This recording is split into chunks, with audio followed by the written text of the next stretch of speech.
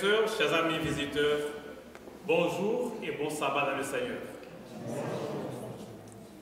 Nous sommes très heureux de nous retrouver dans la maison de l'Éternel pour l'adorer en esprit et en vérité et en cet instant pour recevoir le message que l'Éternel veut adresser à chacun de nous. Nous voulons prendre le temps d'invoquer le nom de l'Éternel afin que son esprit prépare nos cœurs et nous accorde un message personnel. Notre Seigneur, notre Dieu, encore une fois, nous voulons invoquer ton nom. À l'heure de la prédication de ta parole, roule nos lèvres du charbon ardent de ton autel. Communique ta volonté, ton inspiration et ta parole à ton enfant. Parle à chacun de nous et édifie-nous pour l'éternité, car nous t'en prions au nom de Jésus. Amen. Le texte qui nous a été lu pour la lecture de la Bible aujourd'hui,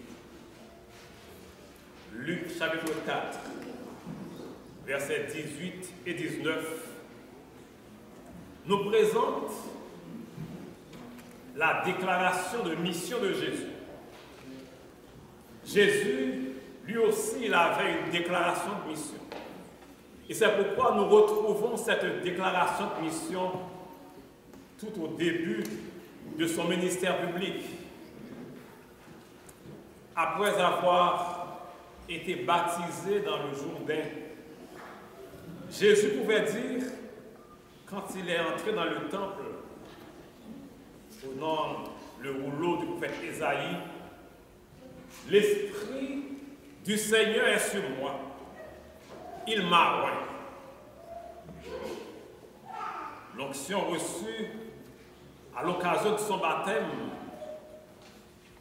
le qualifie pour accomplir sa mission, pour réaliser son mandat. Et il présente ainsi le baptême comme ceux qui le qualifient en vue d'atteindre cet objectif qui est d'annoncer la bonne nouvelle aux pauvres, de libérer les captifs, de publier une année de grâce du Seigneur. En d'autres termes, Jésus le dit clairement, il a reçu le baptême pour accomplir sa mission.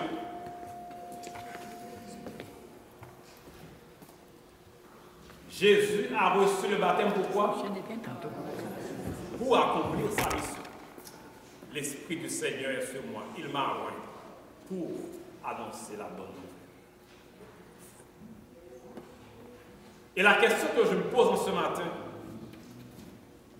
avez-vous été baptisé? Avons-nous été baptisés? Si la réponse est oui, cela signifie que nous autres aussi, nous avons reçu l'onction de Dieu en vue d'accomplir notre mandat évangélique. Si le mandat évangélique n'est pas accompli, si notre mission en tant que missionnaire, en tant que disciple, n'est pas réalisée, il y a un questionnement que nous sommes appelés à faire. Nous devons questionner notre baptême.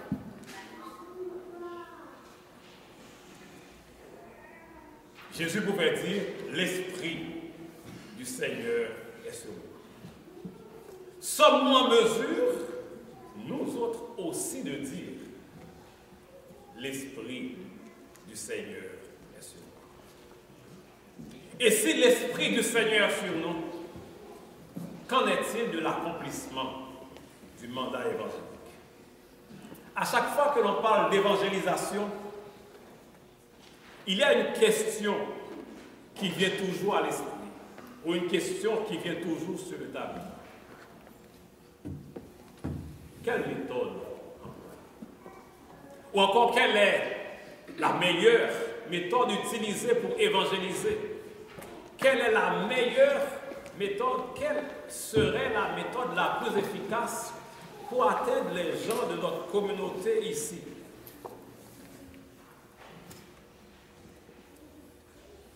D'après votre observation, quelle est la méthode la plus efficace pour amener de nouveaux membres à l'église de Gatineau? Si je devrais faire un micro-trottoir avec cette question, j'aurais reçu beaucoup de réponses et de bonnes réponses. Quelle est la méthode la plus efficace pour amener de nouveaux membres à l'Église? Car quand nous regardons autour de nous, il y a tellement de choses à réaliser en matière d'évangélisation. Plus de 300 000 habitants dans toute cette grande région de Gatineau. Des hommes et des femmes, des enfants et des jeunes qui doivent être évangélisés sur la série que nous devons amener à Christ. La question est pertinente. Quelle est la meilleure, ou encore quelle est la méthode la plus efficace pour amener de nouveaux membres à l'église de Gatineau? C'est en fait à cette question que le message de ce matin se propose de répondre. Car pour nous autres, c'est important. Comment gagner ces gens à Christ? Les amener au pied de la croix. Cette question a été posée. Et cette question a été l'objet d'une recherche empirique réalisée par l'Église adventiste il y a de cela quelques années. Dans un premier temps, cette question a été posée à des églises de la côte ouest des États-Unis. Et quand ils avaient réalisé cette recherche, ils avaient trouvé des réponses. Les réponses qui ont été trouvées, 80% des réponses ont indiqué en fait que c'est une question de relation. C'est des gens avec lesquels nous avons des relations.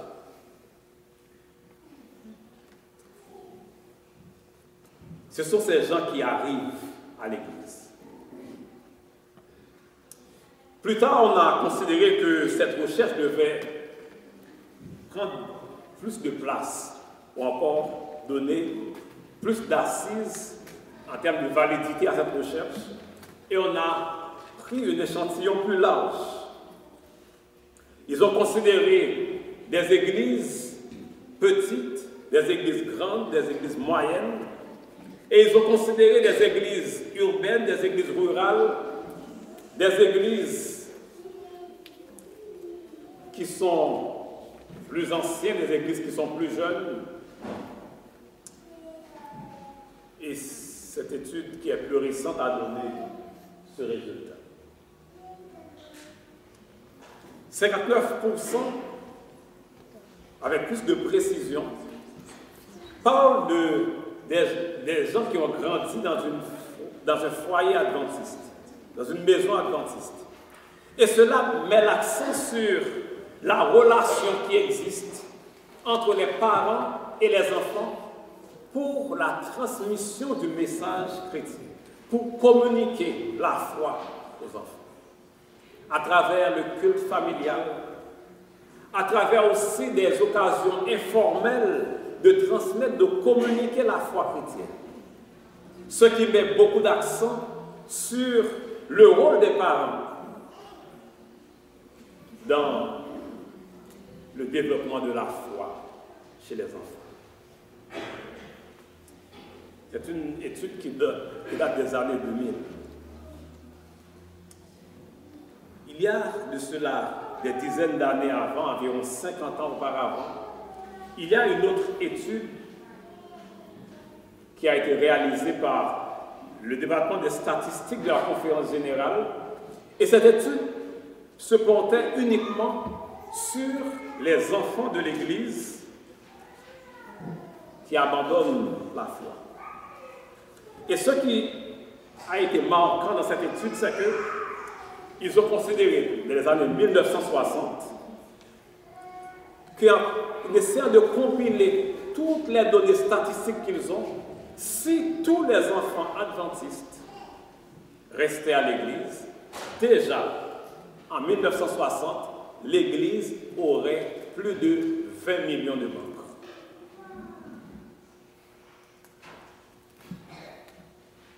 Dans l'état actuel des choses, il y a cela environ 5 ans depuis que l'Église a atteint 20 millions de membres. Mais si tous les enfants restaient à l'Église, il y a de cela 50 ans, on aurait déjà 20 millions de membres. La question de relation. Et la deuxième dimension, c'est relation soit avec des amis, soit avec des parents. Si Dieu nous donne un travail à faire, oui, cela nous permet de gagner notre vie, le pain quotidien. Mais c'est pour entrer en contact avec les autres. C'est pour développer des liens. C'est pour développer des relations. Et les relations que nous développons avec les autres nous permettent de leur parler de Jésus. Nous permettent de partager notre foi. De dire notre témoignage en tant que chrétien. Ensuite vient les livres, la lecture des livres, de journaux, la lecture de revues ou d'autres littératures adventistes.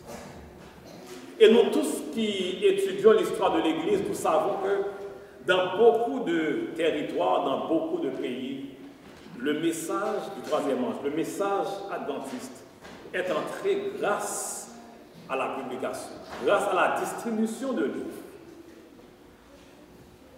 Cela représente 36%.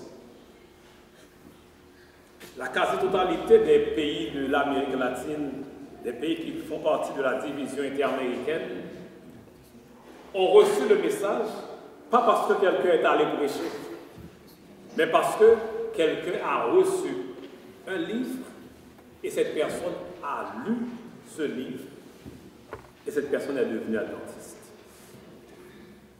Ensuite, on trouve les réunions publiques d'évangélisation, les classes de Bible à la maison, les visites pastoraux, les programmes de télévision, de radio, les cours de Bible par correspondance, le matériel sur Internet ou d'autres activités.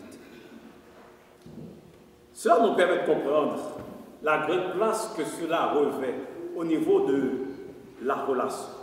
Les relations, soit les relations de parents et enfants, les relations avec les amis, les relations que nous développons avec nos voisins, avec les gens du quartier. Tout comme le projet que nous venons de donner aux enfants et que vous autres, en tant qu'adultes, en tant que parents, vous allez aider vos enfants à réaliser ce projet pour que dès leur plus jeune âge, que nos enfants prennent conscience de cette réalité, de ce grand besoin d'entrer en relation avec la communauté afin de développer, de tisser ces liens et de partager leur foi à travers le service. C'est ça, l'évangélisation relationnelle.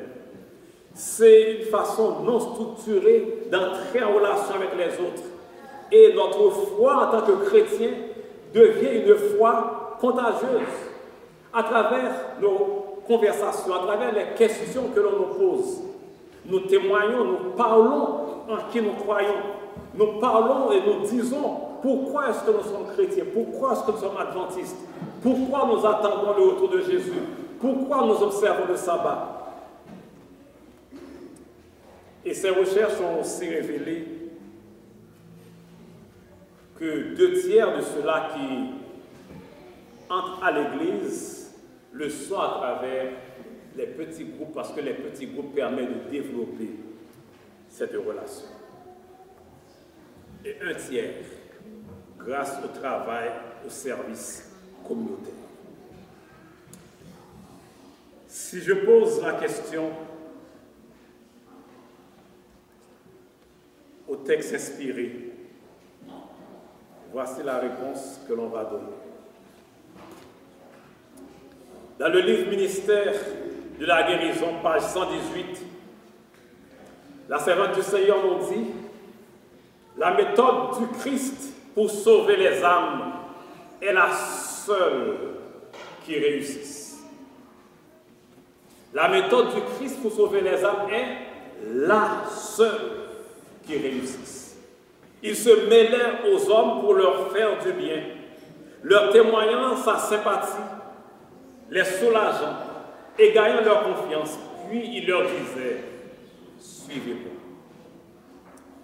Remarquez, j'ai titré cette section « La méthode du vrai succès » comme le titre du sermon. Parce qu'en fait, il y a plusieurs méthodes qui peuvent donner du succès, mais il n'y a que la méthode du Christ qui peut donner le vrai succès. C'est seulement la méthode du Christ qui peut donner un succès durable.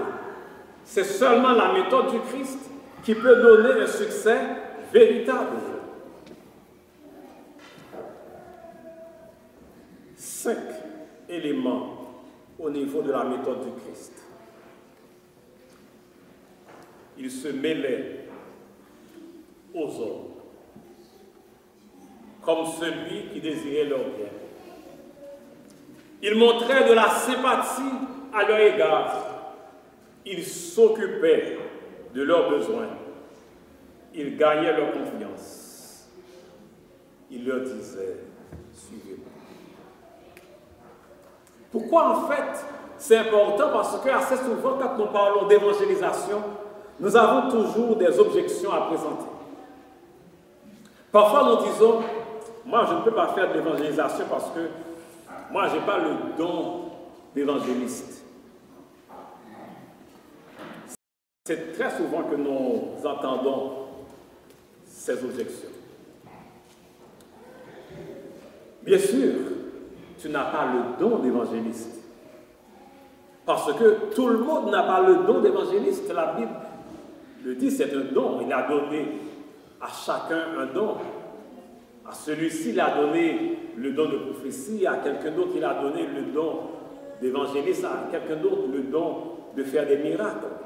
Tout le monde n'a pas reçu le don d'évangéliste.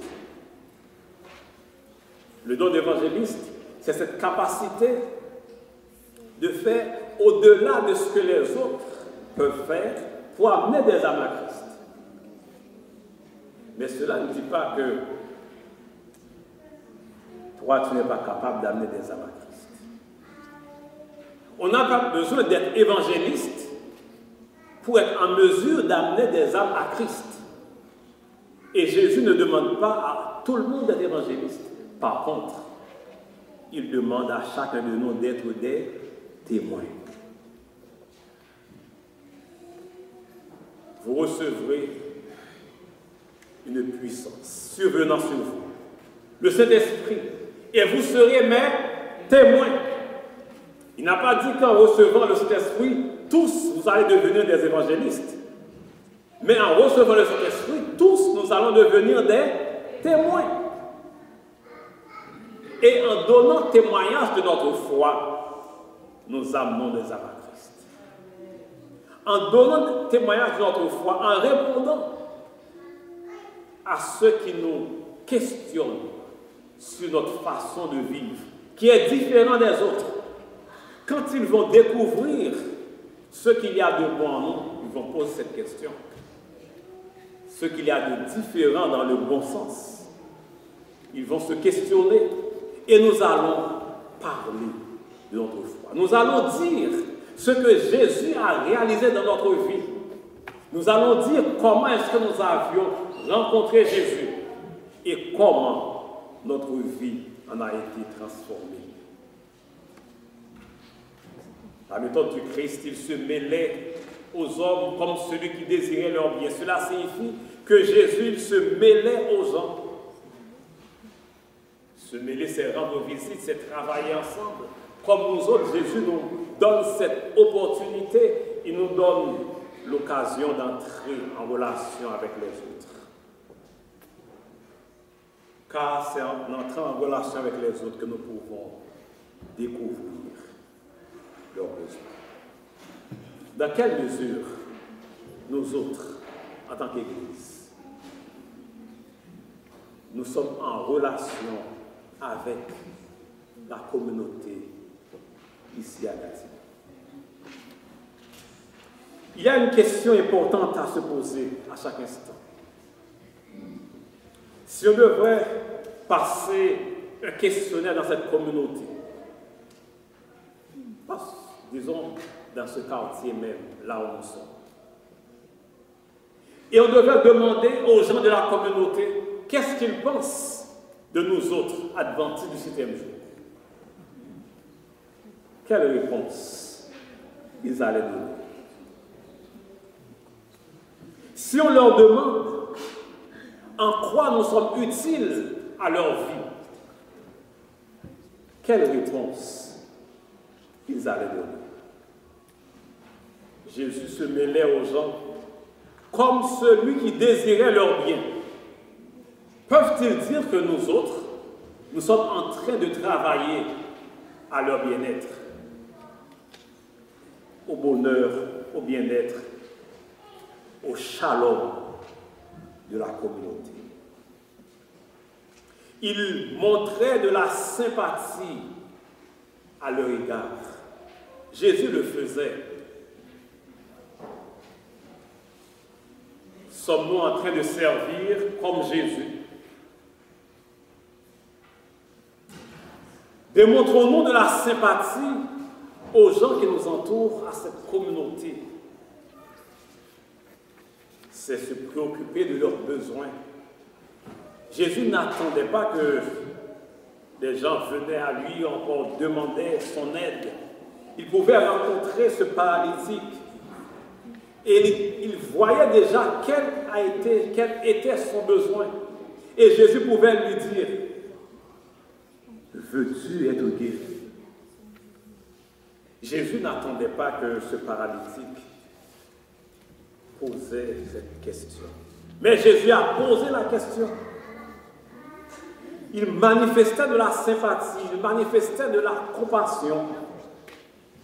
À réitérer fois, nous retrouvons cette expression dans les évangiles, et en particulier sous la plume de Marc, quand il parle de Jésus qui rencontre des gens en difficulté. Il nous dit très souvent, il fut ému de compassion. Avons-nous de la compassion pour ceux qui souffrent autour de nous? Avons-nous de la compassion pour ceux qui sont dans le besoin autour de nous? Avons-nous de la compassion pour ceux qui sont esclaves de toutes sortes de vices de la société? De ceux-là qui sont dépendants de toutes les mauvaises habitudes? Avons-nous de la compassion pour ces gens?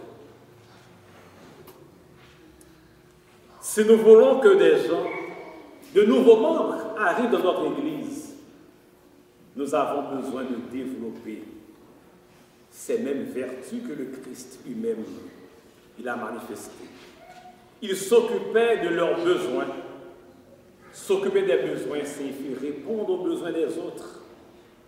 Et pas seulement des besoins d'ordre spirituel, mais des besoins d'ordre physique, mental et spirituel. Jésus s'en était préoccupé. Et Jésus a toujours travaillé pour répondre à ses besoins. Très tôt dans son ministère, déjà nous le trouvons dans Jean chapitre 2, aux noces de Cana. Là, dans cette rencontre sociale, dans ce moment de festivité, il n'y avait plus de vin, c'était une honte pour les mariés, pour les organisateurs. Mais Jésus était là, heureusement. Et Jésus a répondu à leurs besoins. Jésus les a délivrés de cette situation gênante. Nous le retrouvons aussi avec Nicodème, face à un autre besoin. Là, c'est la dimension spirituelle, parce que Nicodème avait un besoin spirituel et Jésus a répondu à ce besoin. Nous le retrouvons près du puits de Jacob, dans cette conversation avec la femme samaritaine. Cette femme qui avait un problème de sécurité émotionnelle. Et Jésus a aussi répondu à cette dimension du besoin. Nous le retrouvons dans le temple, en train de chasser ceux-là qu'il vendait, en train de chasser ces voleurs du temple. Il répondait à notre besoin, parce que Jésus s'était élevé contre un système d'injustice, injustice économique, parce qu'ils exploitaient le peuple à travers le commerce qu'ils faisaient dans le temple. Mais il s'élevait aussi contre un problème, un besoin spirituel pour la purification du temple. Jésus, il était préoccupé de tous les besoins. Sommes-nous en tant qu'Église préoccupés des besoins de cette société où nous sommes? Est-ce que la société dans laquelle nous sommes peut nous considérer comme étant une Église servante, une Église qui est à son service, ou bien une Église qui occupe une place uniquement dans la société? Quel type d'Église sommes-nous dans cette société? Et c'est à travers sa façon de répondre aux besoins qu'il a pu gagner la confiance des gens. Gagner la confiance, c'est le résultat obtenu lorsqu'on répond aux besoins des gens. Jésus l'a fait. Nous sommes appelés aussi à le faire. Nous pouvons gagner leur confiance quand nous répondons à leurs besoins. Alors et alors seulement nous pouvons leur adresser l'invitation pour leur dire « Suivez-moi ».